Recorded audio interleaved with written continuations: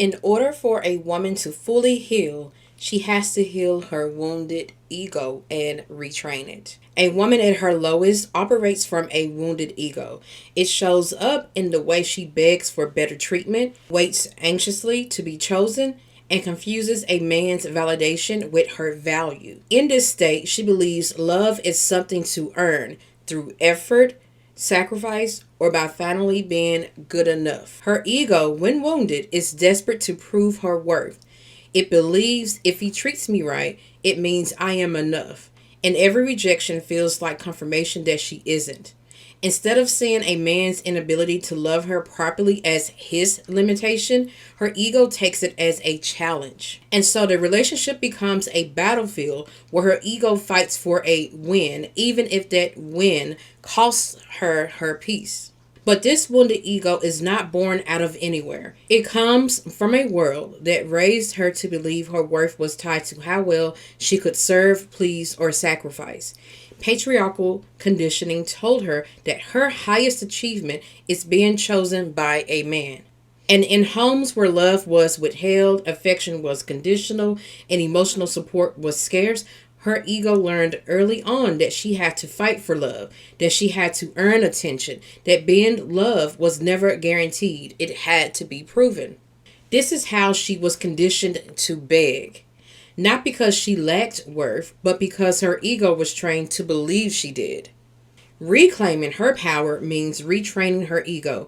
It means teaching that voice inside her to stop begging for men and start guarding her worth. It means reminding herself that rejection isn't proof of her inadequacy. It's redirection away from what could never hold her. It means letting her ego rise not as a beggar, but as a bodyguard of her self-worth and self-respect. What makes it hard to switch to using ego for its highest good is that it requires surrender. It means letting go of the need to be right, to be chosen, or to win the man. And that's a blow to pride, especially if she's been conditioned to equate being loved with being validated. Walking away can feel like failure. Choosing herself can feel like loss. And that shift doesn't come easily. It comes the moment she realizes that staying to prove herself is the real loss, that begging is the real humiliation, that pride is not in being chosen by him, it's in choosing herself. It's in her thinking highly of herself and finally realizing that men are who they are because of who they are, not because of her not doing enough or being good enough. So where I'm reading from is just some writings that came to me overnight about ego, and a few people asked actually for more details on that. And so I'm like, you know what, I can go a little deeper with this because I really want my women to reclaim their power and step into their divine feminine energy, and I feel like in doing that is retraining our egos. So this episode is going to be all about how to do the work to retrain your ego. I started talking about retraining the ego in my book, This Is For You, So Much to Unlearn Plus Relearn, which is out now. And in this book, there's a chapter called He'll Never Get It. And it's basically talking about how women need to pick up themselves and move on and stop proving themselves to a man because he'll never get it. And also it talks just a bit about retraining your ego. But for today's podcast episode, I'm going to give some concrete steps. We're going to get into it now. So the first step is acknowledging that you have a wounded ego. First step to healing always requires you to recognize that you have something to heal. It's in being honest with yourself here. You have to recognize that what you're doing, showing up begging for love, is a problem. So without acknowledgement, the cycle continues. Awareness is your power here. So if you first recognize that you have this issue, that you have a wounded ego, you're on the right track. Let's get into number 2. You must separate your worth from validation. You almost have to remind yourself daily that your worth exists without anyone choosing you. The ego can slowly become retrained when you stop making a man's behavior the measure of your value. You must remind yourself, and if you have to repeat to yourself, that his behavior is a reflection of him, not you. What I like to say to do in this is to start thinking more highly of yourself. If a man is mistreating you, or if a man is not showing up for you, not being consistent, not doing the things that you need in a connection, in a relationship, then you have to believe that that is part of who he is, that he just doesn't get it and he never will. You have to believe that you deserve better and you shouldn't have to beg for it or prove yourself for it. And you have to also believe that there are men out there that you don't have to pull their arm and leg to get them to treat you right. You do not have to beg for the love that should be given to you freely. Number 3, heal the root conditioning. Much of the wounded ego stems from childhood wounds and patriarchal conditioning. And so to retrain your ego, you must confront the old programming. But you also must confront the belief that love has to be earned, that you're only valuable if you're people pleasing or if you're chosen. And so healing means unlearning. I do talk a bit more about this in my book, This Is For You, So Much to Unlearn Plus Relearn. And also there are guided exercises in the journal that goes along with it that also talk about that so that you can do more work on this and see it actually written out. Also, there are more lessons in my book, This Is For You, that can also help you to unlearn old conditioning. Number 4, stop personalizing rejection. So when you're healing your ego, rejection starts to more so be about what's not aligned for me versus what's wrong with me. Retraining the ego requires shifting rejection from being a wound to more so being a form of protection. I know you've heard the saying rejection is protection. If you have to, reaffirm that to yourself. In the moments of when you feel like you weren't chosen or you really liked a man and he didn't like you back or he rejected you or he decided to leave you, whatever it is, reaffirm to yourself that you don't want any man that doesn't want you, and also that rejection is for your protection. Because if that man did not reject you, you would have stayed there still begging for love. Rejection just means that there is something more in alignment with you, and you don't want anything that doesn't feel in alignment. You want something that's going to feel good to your nervous system. Someone that is going to make you feel relaxed into your divine feminine energy. So look at rejection as a form of protection. And yeah, sure enough, the rejection may hurt. I'm not saying it's going to hurt any less. But to soothe yourself here, remind yourself that you want what is in alignment with you. Number 5 is something that I talk about often. Build self-trust through boundaries. You know, I'm big on self-trust. So every time you enforce a boundary instead of bending, your ego learns, I can protect myself. I don't have to beg. Boundaries are how your ego transforms from fragile to fortified. So it may be a little difficult to set boundaries at first when you're not used to it or you are afraid of running a man off, but use boundaries is like your way to protect yourself. And boundaries, once again, are for you. Boundaries are not to control someone else. So think of what you would need to protect yourself from doing too much for a man or begging a man or being uncomfortable around a man. Like for me, I didn't want a man coming to my house in the beginning when we were dating. And so my husband in the beginning asked me to meet at my house before we went somewhere. And I told him I wasn't comfortable with that and that I'd rather meet him at the party. And by me setting that boundary, it made me feel safe. Instead of depending on him to make me feel safe, I made myself feel safe by saying, I'm not comfortable with that. And I thought that he was going to run. I thought that he wasn't going to be interested anymore because most guys in the past try to push for their way. But he said it was cool. And he continued to like me the same. Nothing changed. His interest in me did not waver. So look at it like that, is that your boundaries are to protect yourself and your boundaries are for you to respect. And it's also for you to determine which man is really about respecting you as well. Which man cares about you enough. Which man is considerate enough to respect your boundaries. So look at it like that. It's not about running a man off. It's about you determining who's in alignment with you. Number 6, this is my favorite one. Reclaim your pride in yourself. Pride does not have to be arrogance. It can be considered self-honor.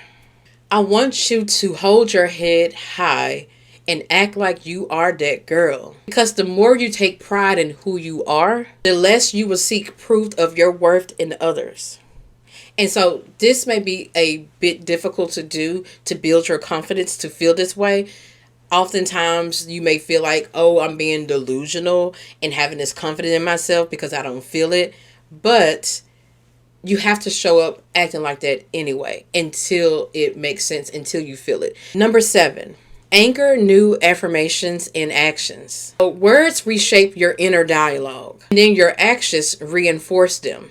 So say if you're using the affirmation, I choose me first, then you're going to back it up with the choices that you make, like walking away, saying no to low effort men, not entertaining anything that diminishes you or diminishes your worth, not entertaining anything that makes you feel confused about yourself and about your worth. And I feel like oftentimes affirmations are hard for you to believe because you are not backing it up with actions. So whatever affirmation you choose, like say if you choose, I choose me first, or I'm not settling, then make sure that you are backing it up with action. And if you have to, write down the affirmations that you want to say to yourself and then decide what that looks like. And then you have to do it. And even if you're scared doing it, even if you're unsure, you still have to do it. So it has to be put into practice. And number 8, last but not least, is redefine the purpose of your ego. So you have to retrain your ego to serve you. Your ego is not meant to sabotage you. Your ego is no longer a beggar, but it's a bodyguard. Your ego's job is not to prove you're worthy, but to protect you from what is unworthy of you. So something that can help you here is to think of the male ego and how you often see the male ego operate.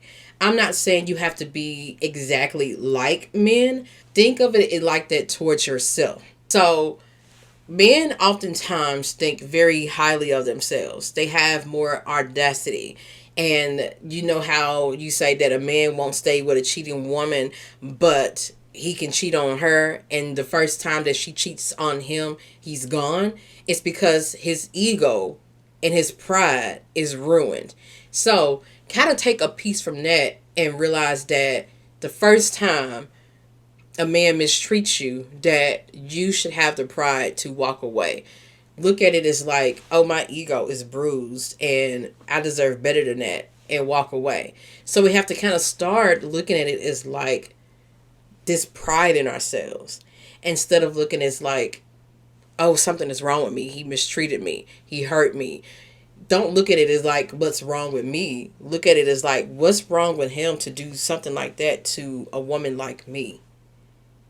You know, you may not have it all together. You may not be perfect. You may have some flaws, but it doesn't mean that you deserve to be mistreated. It doesn't mean that you deserve to beg for better treatment, to beg for a man to see your worth, or to beg for a man to not hurt you. You know, you don't deserve to do any of that. You deserve to be loved for who you are. And I think because we've never been loved for who we are, it can be hard, but put that pride there in yourself, and put the pride in what you know that you want and what you're determined to get.